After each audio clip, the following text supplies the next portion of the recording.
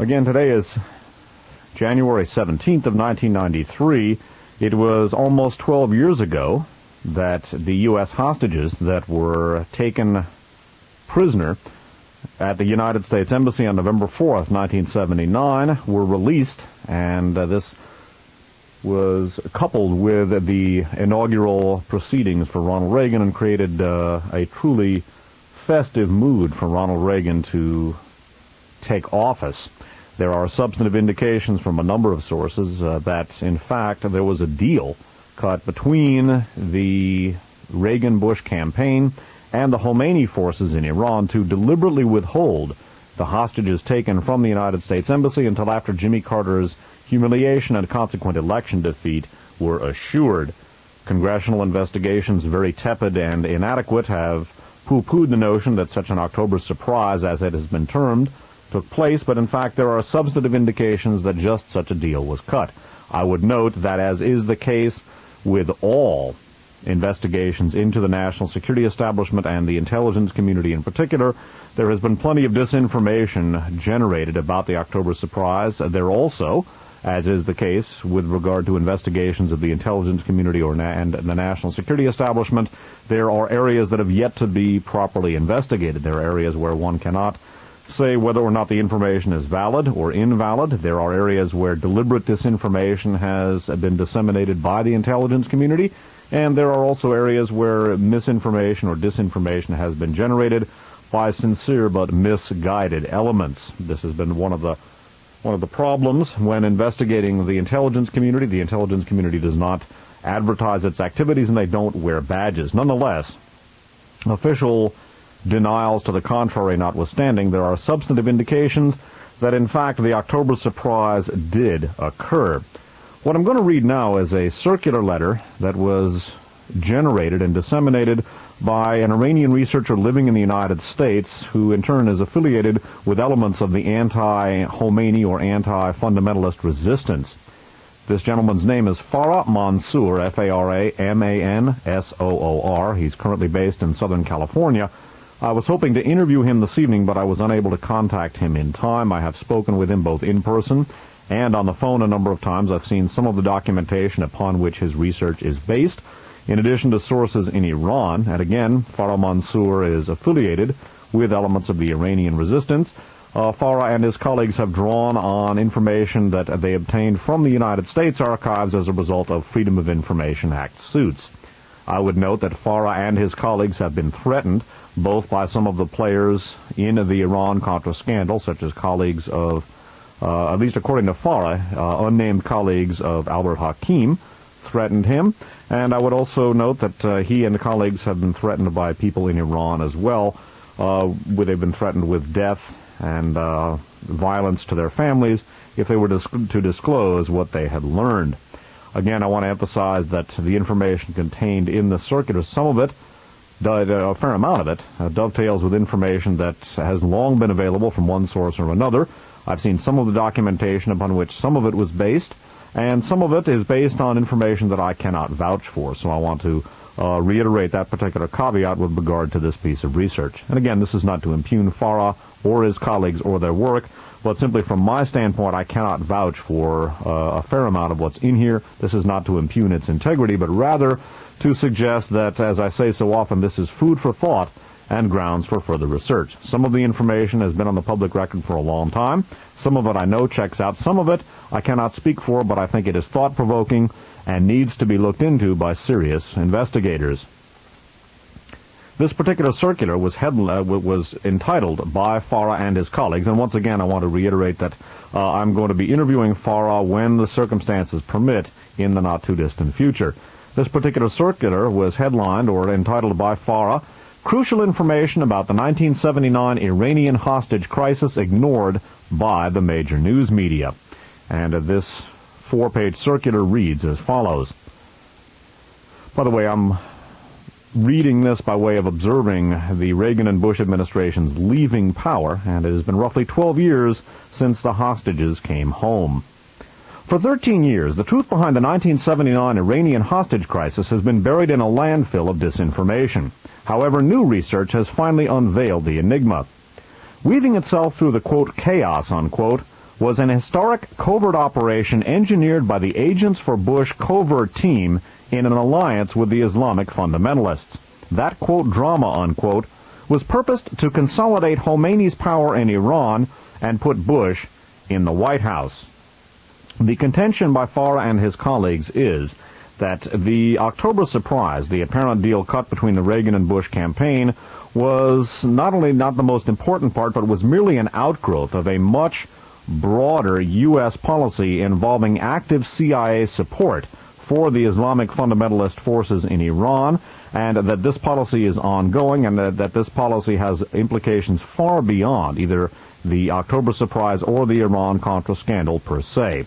And again, I'm reading this by way of observing the Reagan and Bush administration's termination, and by way of noting that the forces that they represent, and Reagan and Bush were merely tools of more powerful forces, these forces are very much with us. They are still in power, and any would-be Democrat with a small d in the White House or elsewhere will ultimately have to contend successfully with these very powerful forces if any of the political ideals that most of us believe in are to be successfully realized. It is the contention of Farah Mansour and his colleagues that, in fact, the U.S. support for the Islamic fundamentalists, of which the October surprise was an outgrowth, began in the mid-1970s when the CIA learned that the Shah of Iran, a U.S. protege, had contracted cancer, and that this ultimately obviously meant that he would be leaving power.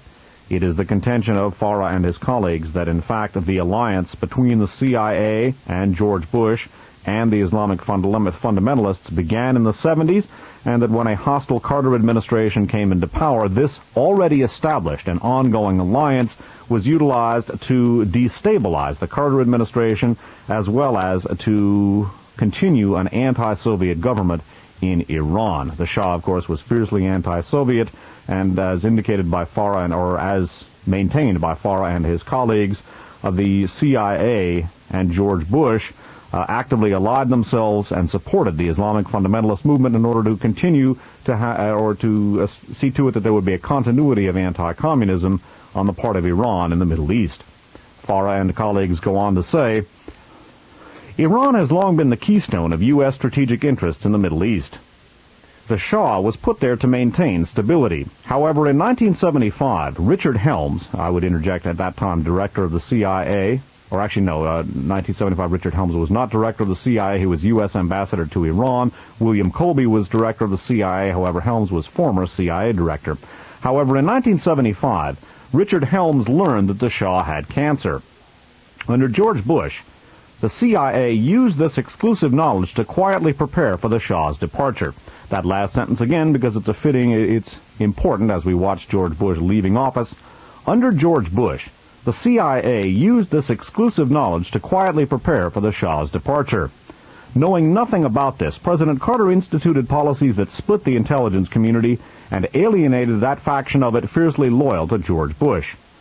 While Carter blindly pursued human rights, the Bush faction pursued its own private foreign policy to keep Iran intact and communist-free. To that end, it privately allied itself with the Islamic fundamentalists of Khomeini. That alliance promoted the Islamic Republic of Iran and engineered the hostage crisis. That so-called crisis was a political management tool used to consolidate Khomeini's control of Iran and pave the way for George Bush to gain the White House by destabilizing President Carter. 1. The Shah of Iran was diagnosed with cancer in 1974. 2. In 1975, former CIA director and U.S. Ambassador Richard Helms, a close personal friend of the Shah and an associate of George Bush, learned the secret of the Shah's cancer. On November 4th, 1976, soon after the results of the presidential election in favor of Jimmy Carter were known, the CIA under George Bush anticipated the premature transition of power in Iran from the Shah to his successor. See Note A, and I'm going to read that in a minute. Agents for Bush covert team chose the Islamic fundamentalists as the best available alternative to keep Iran intact and communist-free. One of the things we're going to touch on next week is a portion of an article from Covert Action Information Bulletin issue number 33 entitled Agents for Bush, dealing with the very significant support inside of the intelligence community for the candidacy of George Bush in 1980 when he was challenging Ronald Reagan for the Republican nomination. Note A, alluded to in that passage by Farah and his colleagues, reads as follows. Documents indicate that CIA Director George Bush had known of the Shah's cancer by late 1976, if not earlier. A secret memo from the Director of Central Intelligence dated November 4th, 1976, asked, quote, "Have there been any changes in the personality patterns of the Shah? What are their implications for political behavior? Identification of top military officers that most likely play key roles in any transference of power if the Shah were killed." Unquote. Another memo on November 4th, 1976 stated, quote, "Not only do we need future reflection on what is behind the Shah's words and action, but also additional information and field analysis is needed as to how decisions are formed and who is influential in implementing them. It is particularly important to know what subjects are withheld from the Shah and the degree to which reports to him are doctored by his subordinates. To what extent do such practices warp his perspectives, isolate him, and peril his regime? They, people at the agency, do not have adequate information and field analysis regarding his succession to the throne. What are the mechanics? Who will be the leading actors? How will the Shah's pet projects, including the economic development program, be affected by his departure?" Unquote. Again, this document obtained under the Freedom of Information Act, obviously anticipating the Shah's fall. This from November 4th of 1976. George Bush was director of the CIA and aware at this point that Jimmy Carter would be taking over. The next section of this particular circular letter reads as follows. However, Carter's presidency split the CIA, alienating the pro-Bush covert team, most of whom Carter had fired. Recall, Jimmy Carter conducted a house cleaning of sorts of the CIA, and many long-term agency employees and officials, including many of the ones who later cropped up in various aspects of the Iran-Contra scandal, were dismissed at that point. The letter goes on. In response to Carter's lack of, quote, cooperativeness, unquote, the pro-Bush covert team then fomented the Islamic Revolution and piggybacked it onto the existing popular revolt against the Shah. This last sentence again, because it places the allegations set forth here by Farah and his colleagues, place the October surprise in a much broader context, and they maintain that that deal was not only real, but that it was but one outgrowth of a much broader policy involving active CIA support for the Islamic fundamentalist movement in Iran, again tabbing them as the designated anti-communist successors to the Shah. This sentence reads, in response to Carter's lack of cooperativeness in quotes, the pro-Bush covert team then fomented the Islamic Revolution and piggybacked it onto the existing popular revolt against the Shah. By the end of April 1978, private citizens George Bush, Ronald Reagan, and Margaret Thatcher were in Iran. A confidential minutes of U.S. Embassy Country Team meeting under direction of then U.S. Ambassador William Sullivan, dated April 26, 1976, is noted, quote, the ambassador commented on our distinguished visitors, Ronald Reagan, George Bush, and Margaret Thatcher, and commented that Tehran seems to be the site for an opposition party's Congress, unquote. Again, this particular piece of research, this allegation by Farah and his colleagues, maintains that George Bush, Ronald Reagan, and Margaret Thatcher were in Iran in April of 1978, and they quote, and again they obtained documentation on this, they quote minutes of a U.S. Embassy Country Team as follows, quote, the ambassador commented on our distinguished visitors, Ronald Reagan, George Bush, and Margaret Thatcher, and commented that Tehran seems to be the site for an opposition party's Congress, unquote. The next paragraph reads, in early October of 1978, the Agents for Bush covert team brought Khomeini back to Iran from a 14-year exile in Iraq, stopping off in Paris, France for a 4-month Western media blitz. On February 14, 1979, 2 weeks after Khomeini's return to Iran, the U.S. Embassy in Tehran was seized by Khomeini supporters disguised as leftist guerrillas in an attempt to neutralize the left. U.S. hostages were seized, but to the chagrin of Khomeini's fundamentalists, The Iranian coalition government restored order immediately. Recall, this was the pre-Khomeini and post-Shah government of Shapur Bakhtiar. However, that same day, Khomeini's aides supplied the embassy with a team of Iranians for compound security. Ambassador Sullivan installed, armed, and trained this, quote, SWAT squad, unquote, led by Savak/CIA agent Mashallah Kashani. That man's name, MashallahKashani.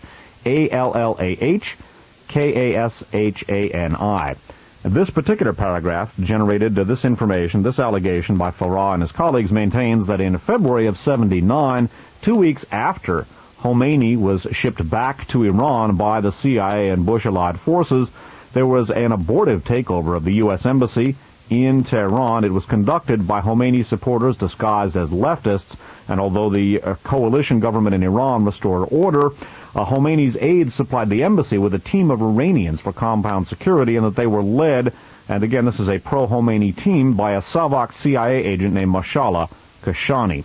Again, I want to emphasize that I cannot vouch for many of the allegations that are contained in this circular letter. Some of them, many of them, agree with information or dovetail with information generated from other sources for a long time. I've seen the documentation for some of this, but again, I want to offer the caveat that I cannot vouch for a good deal of what is said. This is in no way to cast aspersions on it, but rather to encourage responsible investigators to begin looking into this potentially devastating information. The next paragraph proceeds, the next paragraph of this letter. Pro-Bush CIA official George K. visited Iran from August through October 31st, 1979, to provide intelligence briefings to Khomeini's aides.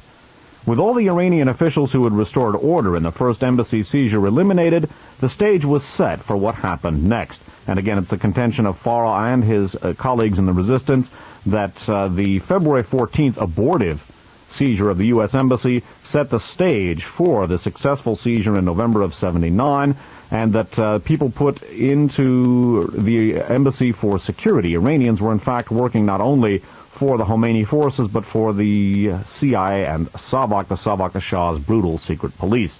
This paragraph goes on to say, see, quote, decoded, unquote, classified cable, see note B, disclosing the role of Warren Christopher in these events. And the second footnote to that paragraph, quote, also see the, quote, decoded, unquote, classified cable, see note C, indicating George Cave's, quote, mission, unquote. Again, the reason I'm going into this circular letter and the allegations contained in it is that the national security establishment and the forces that brought Reagan and Bush to power have not disappeared. The national security establishment is not a monolith. There are elements that support the activities described here, elements that are opposed to it. But with Warren Christopher being the Secretary of State designate, there are indications that, in fact, it would be business as usual at Foggy Bottom, as the State Department is known, and that at least according to the information presented here, Warren Christopher may have been complicit in the events surrounding October's surprise. Note A, provided in the circular letter, reads, documents indicate that CIA Director George Bush had known of the Shah's cancer by late 1976, if not earlier. A secret memo from the Director of Central Intelligence, dated November 4th, 1976, asked, quote, have there been any changes in the personality patterns of the Shah? What are their implications? Oh, that's note 8. I've already read that. Excuse me. On note B, on August 2nd, 1979, Henry Precht, P-R-E-C-H-T, director of the Iran desk at the State Department, sent a cable to the U.S. Embassy team Tehran, and the subject briefing: 1. Secret. Entire text. 2. Briefing officer Robert Clayton Ames, A-M-E-S, will arrive on Air Force 168 August 21st at 10 p.m. from Paris. He will have a courier letter in order to protect briefing materials in his possession. Ames passport number 135101, issued June 1st, 1978 in Washington. Please meet and assist. And the third subhead to this paragraph: if feasible, suggested you contact rehearsal of briefing with Ames before going to meeting with Iranians. Christopher. That, of course, refers to Secretary of State designate Christopher. So that's Bill Clinton's incoming Secretary of State. And Note C, alluded to here, reads, and there are two extracts here.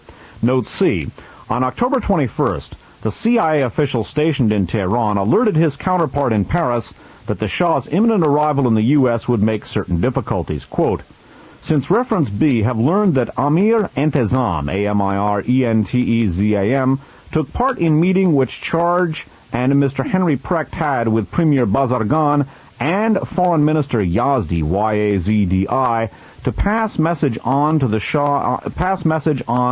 Shah Stay's health and imminent arrival in the United States.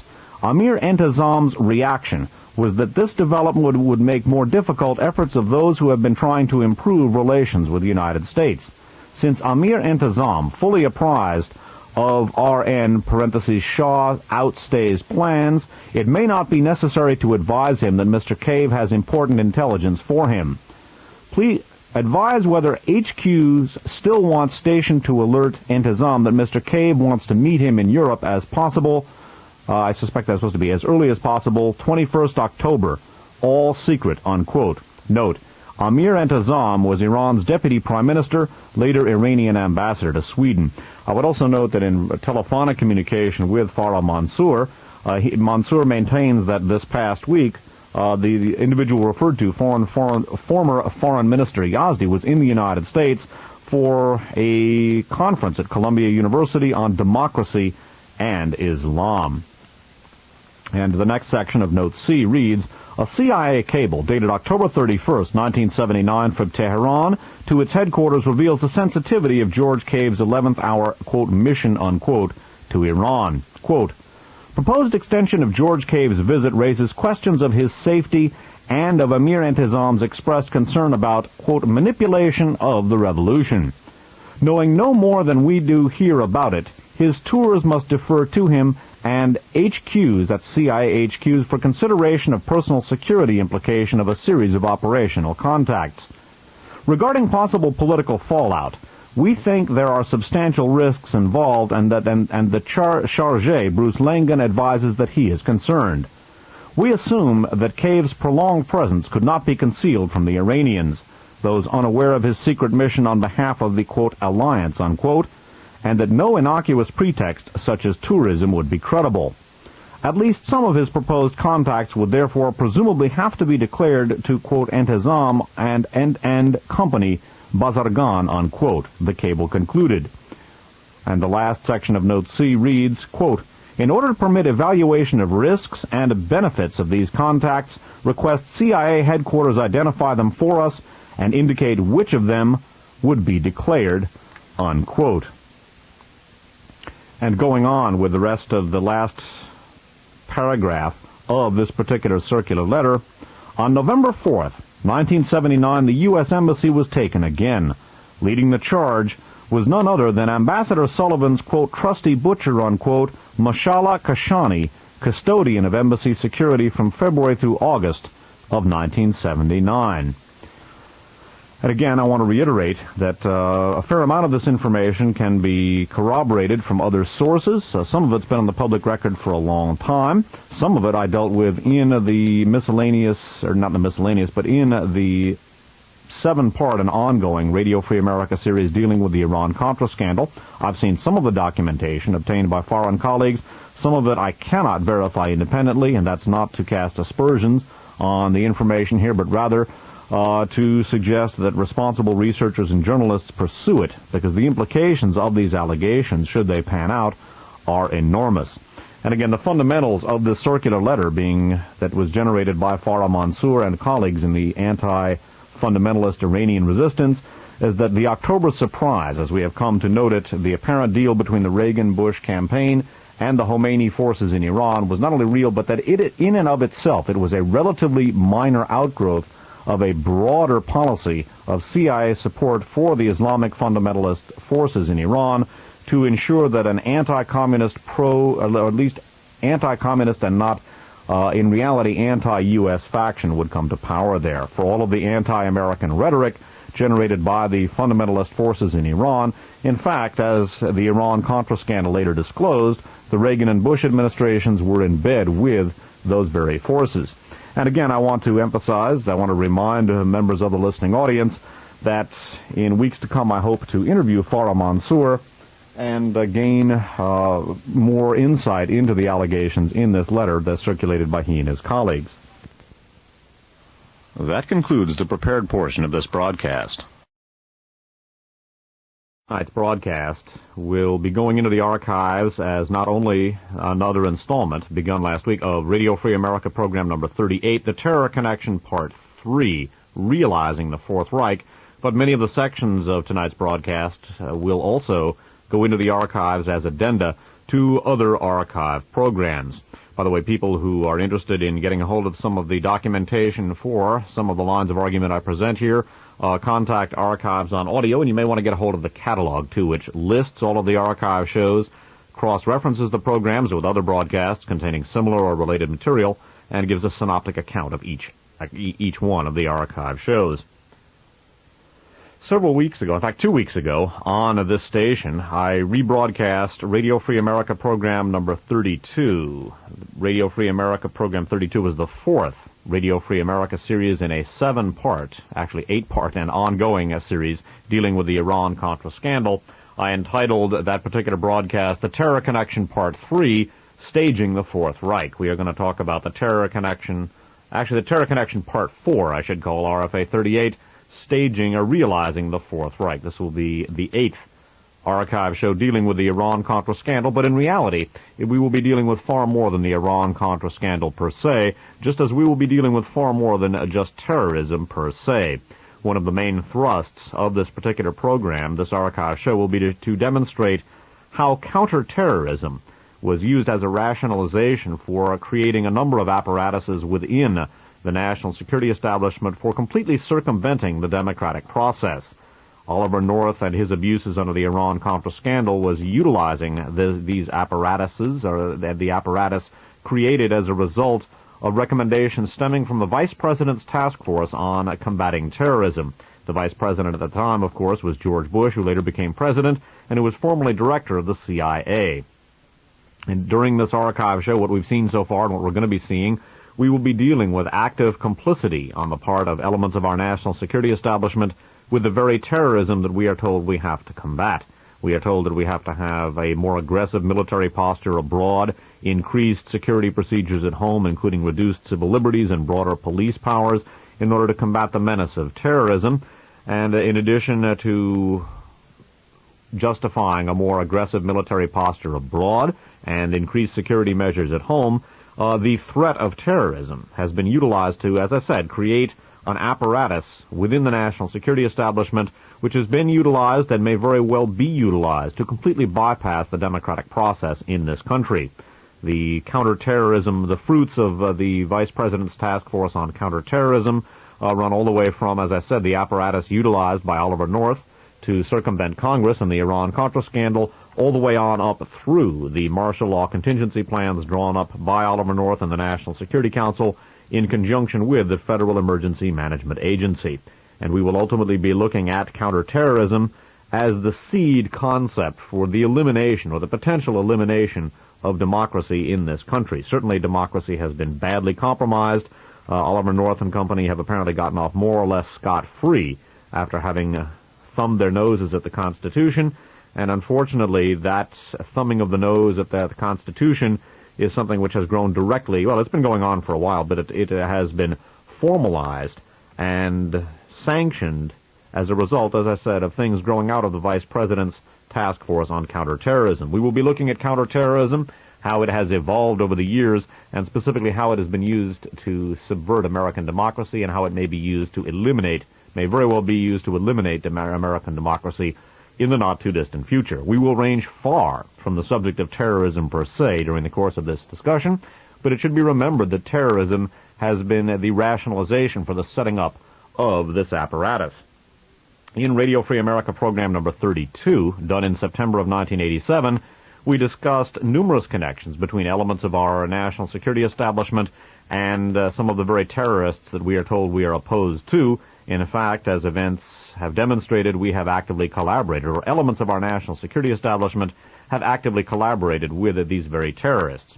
It should be noted in this context that our national security establishment is not a monolith.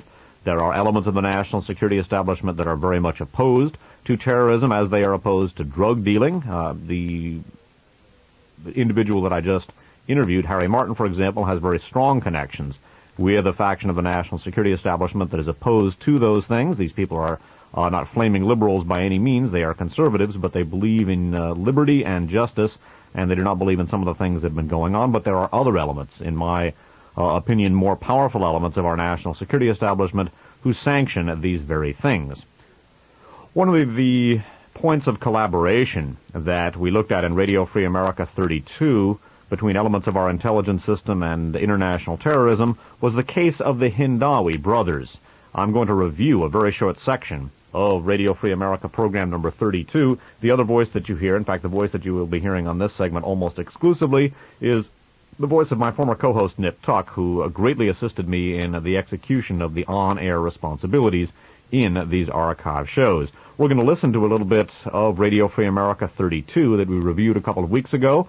Pay particular attention to the case of the Hindawi brothers, who have been involved in a number of terrorist incidents, or allegedly involved in terrorist incidents, ranging from an attempt to bomb an El Al airliner to the La Belle discotheque. There are even implications that some of them may have been involved in the background of the Achille Lauro affair. Now, as you listen to this section of Radio Free America 32, bear in mind that as we looked at in numerous archive shows, including Radio Free America 35, the December surprise, the politics of terror, and the exoneration of the secret team, throughout the course of the Iran-Contra scandal, our national security establishment and the national security establishment of Israel have been deeply involved in both ends, I guess you could say, of the Iran-Contra scandal, the Middle Eastern end and the Latin American end as well. As we're going to come back after reprising a section of RFA 32, and we're going to hear some information from the book Prophets of War by Ari Ben-Menashe, a former Israeli intelligence agent who will also be discussing the Hindawi brothers. So we are going to jump back in time from January 24th of 1993 to September of 1987 and listen to a short section of Radio Free America program number 32. Remember, Adnan Roussan apparently working with Peter Ali on behalf of the United States government, shipping arms to Khomeini. At the same time, Adnan Roussan himself running with people like Abu Nidal, Adnan Khashoggi, and as we'll see, probably the people who were involved with the La Belle discotheque bombing that injured several people and killed a couple. This is from La Repubblica for February 3rd, 1987. First part, Dateline, Geneva. Judge Paolo Martinelli has requested the release of two prisoners for insufficient evidence. They are Auni, A-W-N-I, Auni Hindawi, 25 years old, a student of political science in Geneva, and Adnan Roussan, age 40, officially the manager of an import-export company in Verona, but in reality an arms smuggler. Hindawi was arrested last June during the trial on the hijacking of the Achille Lauro. Roussan was arrested in his house a few days later. Other Jordanians were released earlier. During the course of the inquest, Luigi Carli, public prosecutor, came across many contradictions, such as a possible link between Hindawi and a terrorist network throughout Europe and possibly Italy. The other magistrate, Paolo Galizia, that followed up in the matter, however, found insufficient evidence to corroborate Carli's theory that Hindawi was plotting an ambush against the Italian government. The prisoners were released. However, they cannot leave the country. Hindawi must remain in Sassello, and Roussan must stay in Verona. Judge Martinelli said that even though they have been released, it does not mean there will not be more incriminating evidence against them. The inquest continues. Then, Dateline London. Auni Hindawi is a cousin of the two brothers Nezar and Asi Hindawi. Auni was the contact in Italy for the organization, and Hasi in Berlin. A year ago, Nisar tried to plant a bomb on an El Al plane by hiding it in his girlfriend's bag. He got 45 years. In Berlin, Hasi bombed the offices of an Arab-German company and got 14 years. He is still awaiting trial for the bombing of the La Belle discotheque in Berlin, where 2 people died and 150 were injured, all of them Americans. Recently, the German magistrates interrogated Auni Hindawi about the discotheque bombing, suspecting he might have known something about it. It seems that Nizar, right after his arrest, wrote a letter to his cousin Auni asking for help to free him and his brother by setting up a mission in the Middle East to get hostages and request the exchange. Auni was arrested in order to put a stop to such plans. The inquest also discovered that Auni, along with 2 cousins, attended a training camp for terrorists in the Bekaa Valley. The instructors were followers of General El-Kuli, Assad's number 2 man. The discovery of the link between the Hindawi clan and the Syrian secret services, accused of having supplied the bombs for the London and Berlin incidents, have raised harsh reactions by the two governments. Aouni Hindawi even went to Roussan's house in Verona to ask for arms. By Roussan's own admission, he sells arms with his government's approval. That's the Jordanian government. He even has dealings with Khashoggi to sell arms to Iran. As a matter of fact, when Roussan was arrested, he was entertaining a deputy of NATO, perhaps sent by Peter Alley, a big shot in NATO's secret services. So again, the connection not only between Adnan Roussan and the aforementioned, but also between Adnan Roussan and apparently the Hindawi clan involved with the El Al bombing attempt, the La Belle discotheque, then the name, I can't remember the name of the Arab-German firm they're referring to, but I remember the case. So a variety of rather interesting cases for these folks to crop up. And again, that is a section from Radio Free America 32. Now, the names again, Adnan Roussan, a functionary of that section of the national security establishment of this country that was involved with the Iran-Contra scandal. He worked with, among others, Peter Alley, an American and a member of the intelligence community, and Adnan Khashoggi, the Saudi Arabian arms dealer and middleman who was a prominent player in the Iran-Contra scandal.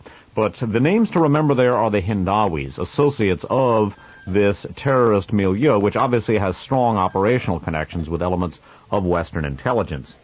Now, that program, again, was recorded in September of 1987. What we're going to do now is jump ahead to 1993, and we're going to read from a section of a book called The Prophets of War, or Prophets of War, I should say. That's Profits, subtitled Inside the Secret U.S.-Israeli Arms Network. This is authored by former Israeli intelligence operative Ari Ben Menashe, that's A-R-I, and Ben Menashe is capital B-E-N hyphen, capital M-E-N-A-S-H-E. Ben Menashe, like a great many intelligencers, has had some very accurate information to provide in the past. Some of his information has been spotty, but on the balance, most of what he has done has checked out. And in The Prophets of War, there is a discussion by Ari Ben Menashe of a number of the most heinous terrorist acts of the 1980s, and Ben Menashe reveals that some of these acts were actively promoted by, and he refers to the Mossad connection to these terrorist actions. Bear in mind that in the 1980s, the United States, well, even before the 1980s, the United States and Israel were actively involved in collaborating vis-a-vis counterterrorism. We're going to begin by reviewing a short section of the book dealing with the Achille Lauro hijacking, which, according to Ari Ben Menashe, was organized as a, quote, black propaganda operation by the Mossad.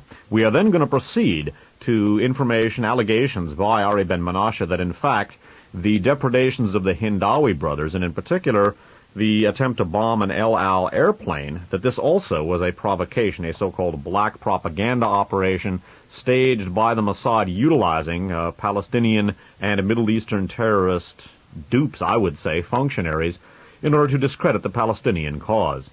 This particular book, by the way, The Prophets of War, was copyrighted 1993 and was published in hardcover by the Sheridan Square Press. And in Prophets of War, Ben Menashe writes as follows. Speaking of this particular inside group in Israeli intelligence that was involved with the Iran-Contra scandal and the setting up of provocations, Ben Menashe writes as follows. The group's methods were rather unconventional. One could say heinous, but it had operated successfully for years. One example is the case of the, quote, Palestinian, unquote, attack on the cruise ship Achille Lauro in 1985. That was, in fact, an Israeli, quote, black, unquote, propaganda operation to show what a deadly, cutthroat bunch the Palestinians were. The operation worked like this. Etan passed instructions to Radi, that is a Syrian functionary of this Israeli group. Etan, that's Rafi Etan, passed instructions to Radi that it was time for the Palestinians to make an attack and do something cruel, though no specifics were laid out. Radi passed orders on to Abul Abbas, who, to follow such orders, was receiving millions from Israeli intelligence officers posing as Sicilian dons. Abbas then gathered a team to attack the cruise ship. The team was told to make it bad, to show the world what lay in store for other unsuspecting citizens if Palestinian demands were not met. As the world knows, the group picked on an elderly Jewish-American man in a wheelchair, killed him, and threw his body overboard. They made their point. But for Israel, it was the best kind of anti-Palestinian propaganda. And I would add that Oliver North also gained points for his alleged role in interdicting the hijackers after they finished with the Achille Lauro. Recall that one of his associates, Oliver North's associates in the Iran-Contra scandal, Manzur al-Qassar, a major focus of the research on these broadcasts, was involved not only with providing the arms to the Achille Lauro hijackers, but helping them escape afterward. This same black propaganda operation of Israeli intelligence, and as we saw in our coverage of the Iran-Contra scandal, they were working directly with U.S. intelligence. This same group, according to Ari Ben Menashe at least, was also involved with the Hindawi brothers, and that would tend to confirm the information presented in Radio Free America 32 in September of 1987. By the way, research credit on the article that you heard Nip Tuck reading belongs to Dave White, our pan-European researcher and translator. Returning now to the allegations of Ari Ben Menashe and the Prophets of War concerning the Hindawi brothers and their connections to the Mossad, we find in 1986, Roddy was involved in another slush fund black operation. The by the way, the slush fund is a slush fund set up as a result of the U.S. arms and Israeli arms transfers to Iran. Beginning again, in 1986, Roddy was involved in another slush fund black operation, the well-documented attempt to blow up an El Al plane, or at least what was publicly perceived to be an attempt. In fact, it was a cold, calculated plan conceived by Rafi Eitan to discredit the Syrians. And by the way, Rafi Eitan is R-A-F-I, capital E-I-T-A-N. Continuing, at a secret meeting in Paris, Eitan told Roddy that he wanted to implicate the Syrian embassy in London in terrorism and have all the Syrian diplomats thrown out of England. Roddy had a 35-year-old cousin, Nezar Hindawi, Nezar-Hindawi, living in London, who had two things going for him. He was friendly with the Syrian Air Force intelligence attaché in London, and he had a problem with an Irish girlfriend who told him she was pregnant. Roddy went to his cousin and offered him $50,000. At the time, he told Hindawi that he wanted to do some work on behalf of Palestine that would also rid him of his troublesome girlfriend. Quote, "This money I'm offering you," unquote, Roddy told Hindawi, again quoting, "is from our Syrian brothers on behalf of the Palestinians. We want to blow up a Zionist plane. All you have to do is to make sure the girl gets onto an El Al plane with explosives in her bag," unquote. Roddy arranged for his cousin to meet the Syrian intelligence officer, and Hindawi later came away with the clear impression that what he was doing was for the Arab cause. In accordance with his briefing, Hindawi told his 32-year-old girlfriend, Anne Marie Murphy, a chambermaid at the Hilton Hotel on Park Lane, that he loved her and wanted to marry her. He was eager to introduce her, his future bride, to his old Palestinian parents who lived in an Arab village in Israel. He told her to go and visit them and receive their blessing. Then, when she arrived back in England, they would get married. Overjoyed, she agreed to go, not realizing that the address he gave her in Israel was bogus. As far as Hindawi knew, the woman was going to be sacrificed. All he had to do was tell her that he wanted her to take a bag of gifts to his parents. But because he didn't want to risk her being stopped for having too much carry-on luggage, he would arrange for a, quote, friend, unquote, who worked at the airport to pass her the bag when she entered the El Al departure lounge. She would pass through the regular Heathrow security checks and then be given the package containing the bomb. Hindawi had been told that a Palestinian cleaner would pass the deadly package to Anne Marie. In mid-April of 1986, he kissed her goodbye and watched her walk through passport control to what he expected would be her death, along with that of all the other 400-plus passengers on board the El Al jumbo jet. In the El Al departure lounge, an Israeli security man dressed in casual clothes, the, quote, Palestinian cleaner, unquote, passed the girl the parcel. She took it. But within seconds, she was asked to submit to a search. The security people who were in on Rafi Eitan's plan could not afford any accidents. When the bag was opened, plastic explosives were found in a false bottom. Anne Marie was rushed off to be interrogated by British security. Sobbing, she told the story of the rat of a boyfriend. Police arrested Hindawi at the London Visitors Hotel between Notting Hill and Earl's Court after his brother convinced him to give himself up. He spilled the beans and told them that a Syrian intelligence officer had asked him to carry out the task. But Roddy was not implicated. He was under MI5 protection. That's British intelligence. Interrupting. Resuming again, as a result, Margaret Thatcher closed down the Syrian embassy in London. Rafi Eitan had had his way. Hindawi was jailed for 45 years, and Anne Marie went home to Ireland where she gave birth to a daughter. These were the kinds of black operations our slush fund was financing. And again, that dovetails with the information presented in Radio Free America number 32 all the way back in September of 1987. Note that an Italian judge released one of the Hindawi brothers, and note also that, according to Ari Ben Menashe, the Israeli intelligence operatives who were advising the Hindawi brothers and using them, that they were posing as Sicilian Dons, or not the Hindawi brothers rather, but Abu Abbas, they were posing as Sicilian Dons.